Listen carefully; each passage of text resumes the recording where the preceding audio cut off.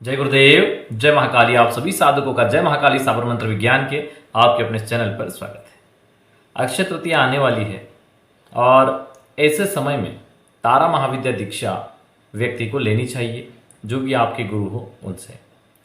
दीक्षा नहीं है और गुरु दीक्षा ही है, फिर भी आप तारा महाविद्या साधना प्रयोग कर सकते हैं। यह दिव्य प्रयोग आज आपको देंगे, जिसको आप अक्षय तृतीया पे भी कर सकते हैं या किसी भी शुक्रवार को कर सकते हैं।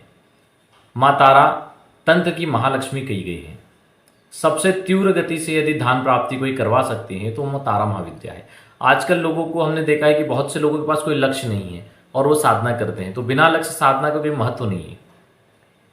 आप व्यापार में है, व्यापार नहीं चल रहा, उसकी उन्नति के लिए साधना करिए, तारा महाविद्या साधना करिए।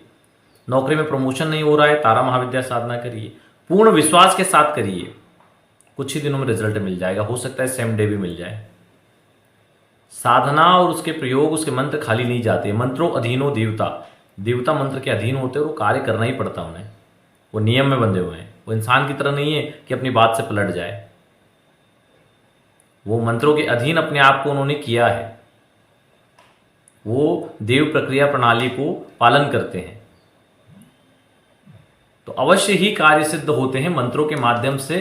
तरीका सही हो करने का, विधि विधान सही हो करने का। आजकल हमने कई लोगों से सुना है कि हम पूछते हैं कि भाई तुम्हारी साधना, वो लोग फोन आते, गुरुजी हमने ये साधना की लेकिन रिजल्ट आया, लेकिन एंड मौके पे आके चीजें बदल गई।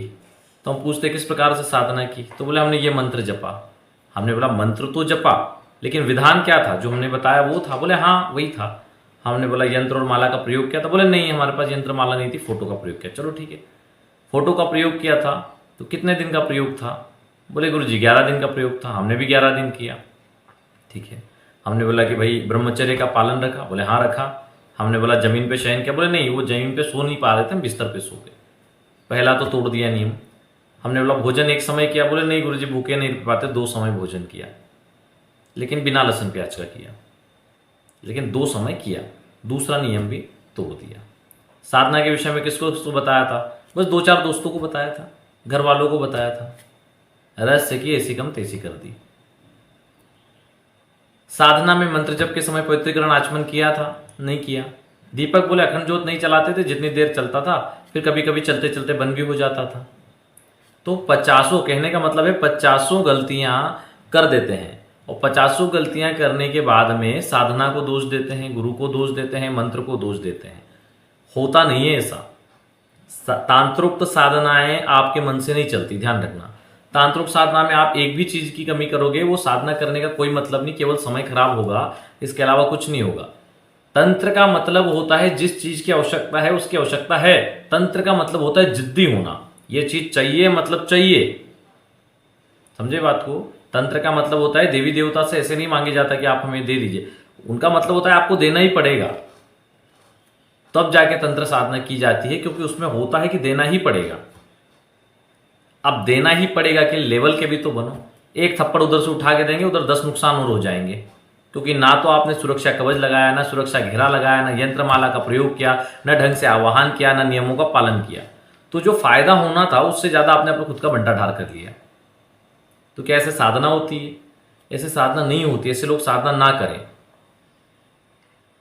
पूरे विधान के साथ और भाव के साथ की गई साधना ही सफल होती है। साधना कर रहे हो तो क्यों किसी को बता रहे हो कि हम कौन सी साधना कर रहे हैं? जब तक वो साधना सिद्ध ना हो जाए, वो प्रयोग सिद्ध ना हो जाए, चाहे 1 बार करना पड़े चाहे 5 बार करना पड़े, लेकिन जब तक सिद्ध ना हो जाए उसके बारे में आपको क्या जरूरत है किसी को बताने की? ढिंडोरा पीटते हो हम साधना कर रहे हैं। अरे भाई साधना का सिद्ध करो, वो ज्यादा बड़ी चीज है। फिर ढिंडोरा पीटना कि हमें साधना सिद्ध है। साधना कर रहे हो वो बड़ी चीज थोड़ी है। यूपीएससी की परीक्षा दे रहे हो तो क्या रोड रोड चिल्लाते रहोगे? यूपीएससी की एग्जाम दे रहे हैं, यूपीएससी की एग्जाम दे रहे हैं, वो जब सिलेक्शन हो जाएगा तभी बोलोगे ना आईएएस बन गए, आईपीएस बन गए। कि रोड रोड चिल्लाते रहोगे हम परीक्षा दे रहे। कोई 12वीं की परीक्षा दे रहा है तो रोड पे चिल्लाएगा क्या? 10 लोगों को बताएगा परीक्षा दे रहा हूं, परीक्षा पास होगा तो 100 लोगों को भी बताएगा, उससे तारीफ मिलेगी। परीक्षा देने में कौन सी तारीफ? उसको उत्तीर्ण करो तो ही तो तारीफ मिलेगी। उसी प्रकार साधना में पहले सिद्ध तो बनो, तब किसी को बताओ। साधना कर रहा हूं ये बताने की क्या जल्दी, और इससे होगा क्या? तो बहुत से लोग ऐसी गलतियां करते हैं, इन गलतियों को ना करें। ठीक है, चलिए।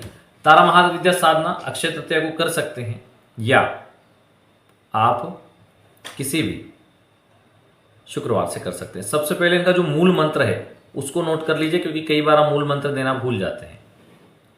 मूल मंत्र को नोट करो, फिर इसका विधान बताएंगे। ओम, क्षमा करें, एम ओम रिम स्त्रिम हुम फट। एम ओम रिम स्त्रिम हुम फट। काली हकीक माला से या स्फटिक माला से 13 माला मंत्र जब इसका किया जाता है। ठीक है, चलिए। साधना में आपको गुलाबी, हल्के रंग के लाल गुलाबी कपड़े जो हल्के गुलाबी हों वह धारण करें। ठीक है, साधक उत्तर या पूर्व की ओर मुंह करके बैठ जाए। बाजोट पर भी लाल या गुलाबी कपड़ा बिछाए तो ज़्यादा अच्छा है। सदगुरुदेव द्वारा आशीर्वाद आपको इस साधना में मिला हो और नहीं मिला हो तो मानसिक रूप से आशीर्वाद लें। और इस साधना को प्रातःकाल ही करें। दैनिक पूजन में आपका गुरु पूजन वो कर ले, पहले अपना पवित्रीकरण आचमन कर ले, घी का दीपक प्रज्वलित कर ले, दीपक का पूजन करें, गुरु चित्र का, गुरु पादुका का, विग्रह का पूजन करें और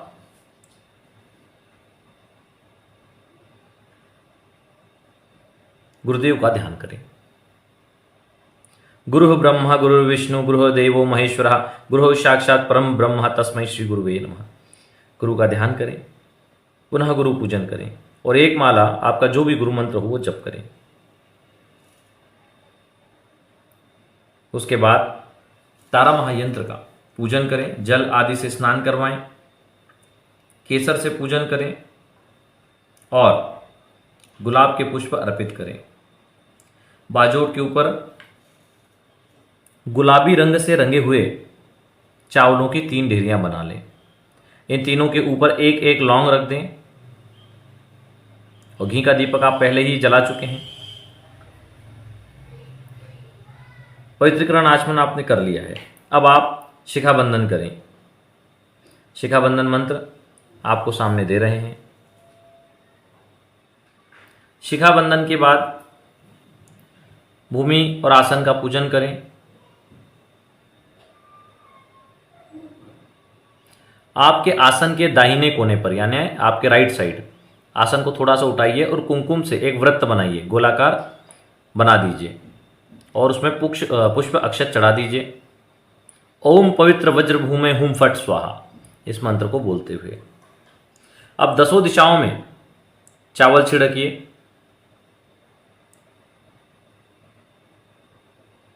ताकि 10 दिशाओं के जो उपद्रव हों वो शांत हो जाए। ओम रक्ष रक्ष हुम फट स्वाहा, इस मंत्र को बोलते हुए उसके बाद आप मंत्रों को बोलते हुए अपने शरीर को स्पर्श करिए, सीधे हाथ की अनामिका और मध्यमा उंगली से। ओम वैरोचन्ये नमः मुख, ओम शंखाय नमः दक्षिण नासिका, ओम पांडवाय नमः वाम नासिका, ओम पदम नाभाय दक्षिण नेत्रे, ओम अमिताभ नमः वाम नेत्रे, ओम नामकाय नमः दक्षिण कर्ण, ओम भामकाय नमः वाम कर्ण, ओम तावकाय नमः ग्रीवा, ओम पद्मनाथकाय नमः वक्षस्थल हृदय, ओम यमांतकाय नमः शिर, ओम विघ्नांतकाय नमः दक्षिण स्कंद, ओम नरांतकाय नमः वाम स्कंद। इस प्रकार शरीर के सभी भागों को स्पर्श कर लें और हाथ जोड़कर भगवती तारा का ध्यान करें श्रद्धा के साथ। श्वेतांबरा चंद्रक कांतिम, श्वेतांबरां शारदा चंद्रकांतिम, सदभूषणां चंद्रकलावतंसां, कर्तिकपालव्यंत पाद पद्मां, तारां त्रिनेत्रां प्रभजैष्यखिलद्वये। माँ का ध्यान करके विनियोग करें, हाथ में जल लें। विनियोग आपके सामने है। विनियोग करने के बाद न्यास करें। न्यास करने के बाद जो मूल मंत्र है उसका काली हकी के स्फटिक माला से 13 माला मंत्र जप करें। 13 माला ही करना है। बहुत से लोग पूछेंगे 30 कर लें, 31 कर लें, नहीं 13 ही करना है। उसके बाद घी का दीपक लें और आरती करें। माँ तारा की आरती करें। नीरांजनम सुमंगल्यम कर्पूर समन्वितम चंद्रार्क वही सुदृश्यम महादेवी नमोस्तुते। फिर माता को नमस्कार करें। नमः सर्वहितार्थये जगदधार हेतवे साष्टांगोष्यम प्रणामस्तु प्रयत्नेन मया कृतः। इस प्रकार माता को प्रणाम करें। 3 दिन यह पूजन करना है। इसी प्रकार से जब आप इस साधना को शुरू करें तब संकल्प ले लें जो भी इच्छित मनोकामना पूर्ति के लिए आप इस साधना को कर रहे हैं। उसके बाद अंत में प्रतिदिन विसर्जन भी करना है। विसर्जन मंत्र भी नोट कर लें। और जब 3 दिन पूरे हो जाए तो माला सहित यंत्र सहित जो भी सामग्री चावल आदि है उसी कपड़े में पोटली बनाकर पवित्र जल में विसर्जित कर दें, नदी तालाब सरोवर समंदर आदि में। तो इस प्रकार आपकी यह दिव्य साधना पूर्ण होती है। ऐसी अलौकिक साधनाएं जीवन में प्रयोग अवश्य करने। बड़ी बड़ी साधनाएं, बहुत से लोग हैं जिनकी दीक्षाएं नहीं हुई हैं, तो बड़ी बड़ी साधनाओं में मत जाओ। आप लोग 3 दिवसीय 1 दिवसीय प्रयोग करो। अगर अभी आपके गुरु नहीं है तो आप हाथ जोड़ के प्रणाम करो कि पूर्व जन्म में हमारे जो भी गुरु हुए हों वे हमें आशीर्वाद दें इस दिव्य महाविद्या तारा साधना के लिए। इस प्रकार ध्यान करके आप लें। गुरु दीक्षा अनिवार्य है, लेना सभी को चाहिए, लेकिन नहीं है तो इस प्रकार आप पूर्व जन्म के गुरुओं का ध्यान करके और साधना का यह प्रयोग कर सकते हैं। लंबी साधना तो नहीं कर सकते बिना गुरु के, लेकिन ये प्रयोग कर सकते हैं और इसका लाभ भी मिलता है गुरु कृपा से। चलिए आज के लिए इतना ही। जो लोग अपना कुंडली विश्लेषण और स्कैनिंग आदि करवाना चाहते हैं नीचे नंबर दिया गया है, वहां संपर्क कर सकते हैं। जय गुरुदेव, जय महाकाली।